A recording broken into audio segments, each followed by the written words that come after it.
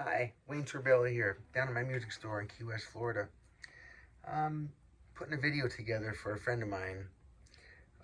She's doing a church song this week coming up, and the name of the song is This Little Light of Mine. This Little Light of Mine by the Listener Kids. I'm doing it kind of fitting a guitar part in. There's a video that she likes, and I took that version of it. There's not really a lot of guitar in it. It's more synthesizer or keyboard, but it's a really cute, cool song, and of course it fits in with the church theme. So we're gonna roll with it. Now I put it into a format where this guitar should fit in perfectly with the keyboard. I can't play the song. I don't want to break copyright or anything like that for the lesson. But at home, when you're going to practice this,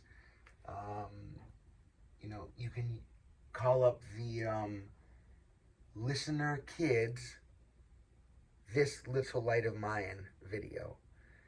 And it should be like a little light bulb dancing around on the screen. And it has a really cool video to it. But in any event, so I've broken it down. The introduction, it has 2 measures. Each measure is 4 beats long, okay? And the first 2 measures, there's no words. As is the case with most songs, we call that the introduction, right? Now, the strumming for this,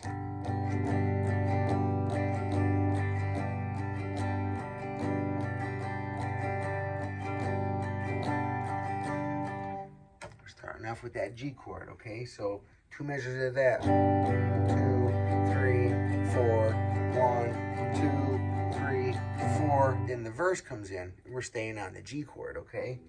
You see verse. I'm not writing the 4 beats every time. Every time you see the letter in the 2 brackets, then you know that's 1 measure, so that's 4 beats, okay? Now, here's verse 1.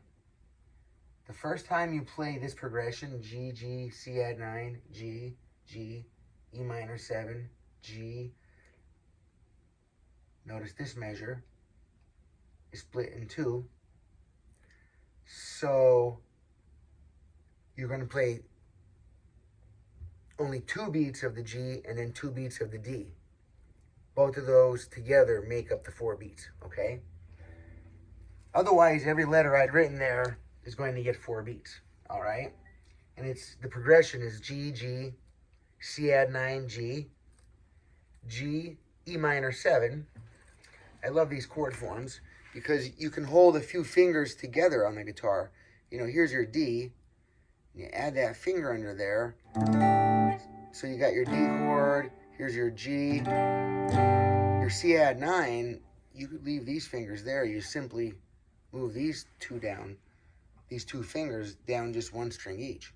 I mean, that's a pretty easy move. And it works perfect for this song behind what I just did, you know, what video that they put out on YouTube, the one that she likes, and this fits great with it.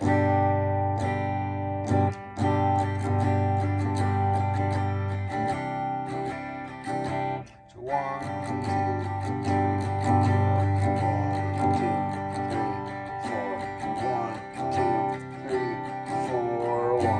2, 4, and then G, 2, 3. Now here comes D minor 7. D minor 7, they go like this. Here's your G, E minor 7. You can leave these pinky and ring finger there. I'm just moving these, but not just down though. I move this one down 1, but then this one has to go over 1. So 2 fingers on the 2nd fret, 2 fingers on the 3rd fret, right?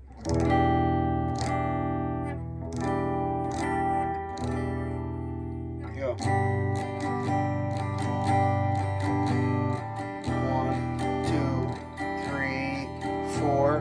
Now here comes that tricky measure. After your E minor 7, the tricky measure is the G for 2 beats and the D for 2 beats. So I'll do it from the G. G for 4, E minor 7 for 4, and I'll show you how I do the G and the D walk down. So watch. 1, 2, 3, 4. 1, 2, 3, 4. 1, 2, 3, 4. 1, 2, 3. Easy schmeezy. I mean, this stuff is easy peasy, pleasy with easy. Not really. It's not easy until you do it a couple times. So I don't want to take the credit away from anybody that's working hard to get it. If anybody's watching out there and doesn't play guitar, I don't want them to think that this really just comes by itself. It does not. You have to practice it. Knowing this is kind of like knowing how to exercise. You can know how to exercise, but if you don't actually exercise, you will not get any of the benefits from it, right? So this is the same thing. You can know how this works, but if you don't actually practice it, and I don't mean just like once a week, that's not going to work. You have to practice it several times a week. Okay, I have videos about why you should practice, and why you should practice slow so you don't practice your mistakes, so that you do not become the master of mistakes. You don't want to do that. Now, back to the chart. We call this, by the way, the song map or the song chart. Okay, when you're writing using this style with letters in between brackets, right? We call that charting, music chart. Now, when the verse comes in, that's where the words start. 1, 2, and 3, 4. 1, 2, 3, 4. C, 2, 3, 4. G, 2, 3, 4. G, 2, 3, 4. E, 2, 3, 4. G, 2, D, 3, 4. G, 2, 3, 4. Right? Then you play the same thing again, but what I have written there, no words. It's called the instrumental. Now, if I'm mapping for myself, I just would have written instrumental right there. Same. And then I know I use the same chords as the verse, except there's not going to be any lyrics behind it. So if you're at that stage and you're playing where you're intermediate and you're just watching this lesson because you want to see what I'm doing for a guitar lesson, or you're just curious on learning the song, you know, but that would be a perfect time to do like a guitar solo. We're calling it an instrumental because in church, or not in church, I'm sorry, in the video that I was asked to use that version, they did, it's meant for kids. It's real dancey and everything, so they have like this cool keyboard kind of a breakdown in there. It's a cool solo. The instrumental just follows the same chords as the verse, okay? It's just the same thing, except there's no words. So when you hear that part coming, you're going to just have to keep counting right through the map, just like you did before, except there's no singing going on this time. Then, when you come out of the other side of that, you're going to repeat the progression again, actually. And that's going to be verse number 2. And I'd written there same, because it's the same progression again. G, G, C add 9, G. And then you got the G, E minor 7. And then you have this split measure, G and D. And then you have your last measure of G. And this works the same as above. So you have, because let me see, verse 1 is by itself, and then you do an instrumental, and then it goes verse 2, and then it goes right to verse 3. There's no instrumental. And then after verse 3, there's an instrumental, which is the verse again, but without words, right? And then after that, we have a bridge, I'm calling it. It's kind of like a solo part, or I don't know, a cool part. I think I can call it a bridge, and that would be an accurate description if you want to be a music geek about it, which I do. I love to try. So anyway, that's just back and forth. G for 2 measures, C for 2 measures. 3 times they do that. The 4th time is almost like the 3 before it, except instead of going 2 G's to 2 C's, the last time on the 4th time they do it, it's 2 G's to 2 D's. Okay? So that's like, let's see.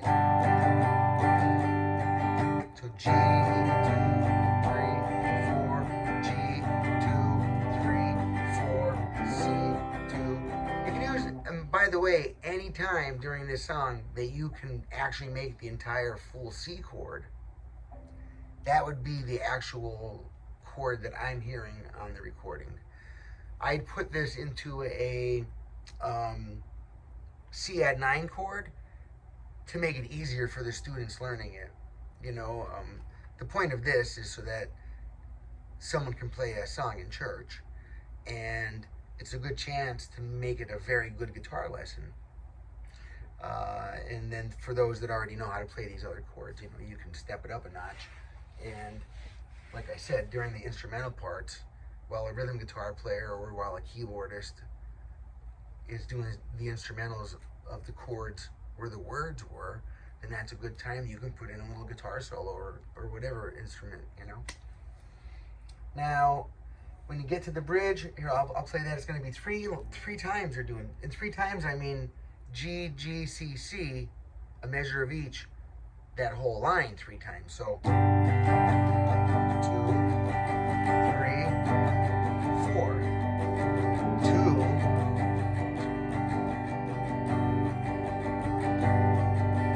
3, 4. Now it's the 4th one.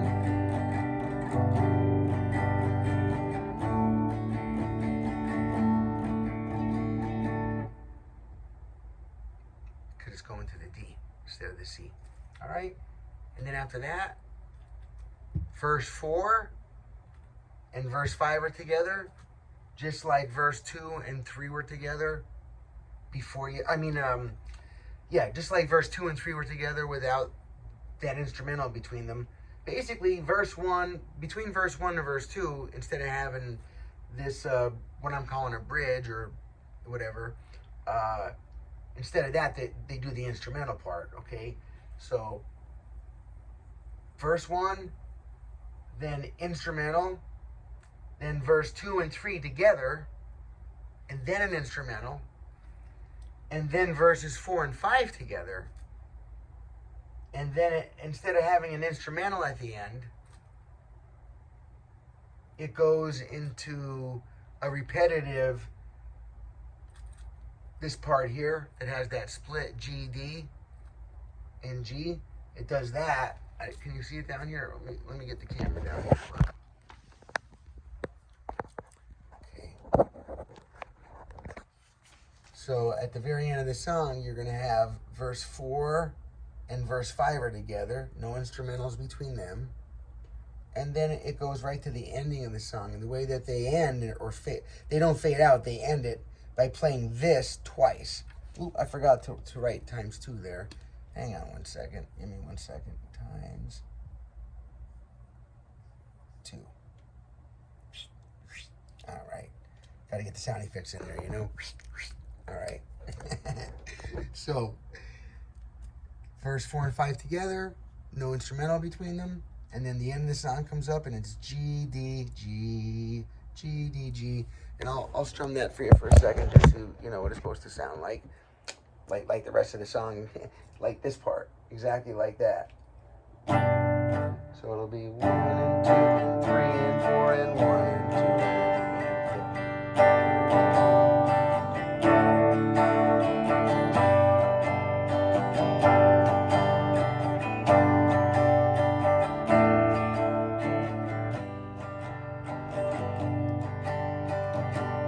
You can keep going. As long as people are singing it, you can just keep doing it, right? I love it. This little light of mine. This little light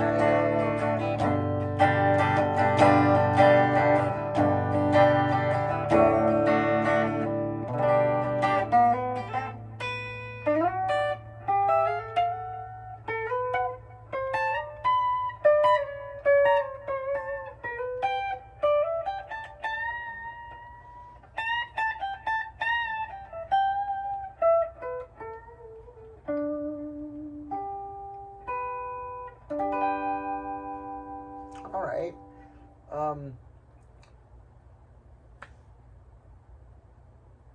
I don't think there's anything that I forgot to say about this. I'll show you real quick how to do the chords just in case you're very, very beginner. Okay. You got your D chord, which is Going to be the hardest one, probably. So I'll show you that first. See, middle finger on the 2nd fret. You skip a string. That's your 3rd string there. Now the 2nd string is open. I'm going to put my ring finger. So you got 1st string, 2nd fret, 2nd string, 3rd fret, 3rd string, 2nd fret. And you can strum from the 4th string down. Sounds the best for the song. You just don't want to hit your open E string, really. You can even hit the open A. Sounds good. Just don't want to hit the open E. And then for the G, you know, the G is like that. C add 9. If you can't do the full C chord sounding good yet. The last time my student here was going to perform in her church, you know, she had been all decorated up for the holidays. There was some events going on, and she had her nails done and had forgotten about her performance at church. And then she came to me and was like, what, you know, how am I going to do this? What could we do? And some chords are easier to make with long nails. I don't want to give excuses. If you're playing the guitar, you're going to need to cut your nails. That's just what it is. You're going to have to keep them trimmed, you know, at least flush with your fingertips, so that when you're going to push a string up against the fretboard, your nail is not hitting the fretboard first. Okay? You can't play the guitar if you have nails. Nails on your picking hand, yes. Because there's a lot of misunderstanding about that. I have people come in my shop all the time, and they have nails done, you know, and they say, well, no, I know people that get their nails done for guitar, and they're not realizing that, yes, on the picking hand, your dominant hand, your writing hand, or that, you can grow nails out and use them like picks, you know. But on your fretting hand, the one that's responsible for doing this, you can't have long fingernails. Now, for a special event like a prom or something like that, or a Christmas party, you know, yes, if you have nails and you still want to play, there's some things you can do to help compensate. But guitar lessons isn't really about compensating. It's about learning how to do it the right way, all right? But we'll compromise and compensate when we have to, especially for the church. And you already had your nails done, so I know that song went over well. So let's see how this one goes. Good luck, kiddo. And anybody else watching this, if you have any questions, drop them in the comments below. And actually, even if you don't have a question, please react with the videos. If not this one of my other ones. I know it sounds shocking, but unless someone likes, subscribes, shares, or comments on the video, they stop showing it to people. Unless somebody searches for it specifically, or searches something that has all of the search words in my title or something. But most of the traffic that we get comes from, we, by the way, meaning me, myself, and I. Like, who's we? I'm here myself, right? The student that I'm making this for, she's not able to be here at midnight or 11 or whatever it is now with the time change. I've been lost track. Anyway, the listener kids, this little light of mine, a good worship song. It's a nice Jesus song if you're into church and stuff like that. I don't think I can break it down and make it much easier. If people really want to play this and don't know even how to do the chords that I showed you here so far, I can do one more thing to make it easier and retune the guitar away. But I'd rather not have to do that. I hope you guys can use this lesson video, you know, as a way to get the skills necessary to just do it like this. And then I won't have to compensate the actual tuning of the guitar or anything because of anybody's lack of practice or No, it's the lack of ability to organize yourself to practice. We all have the time. It's what we have is now.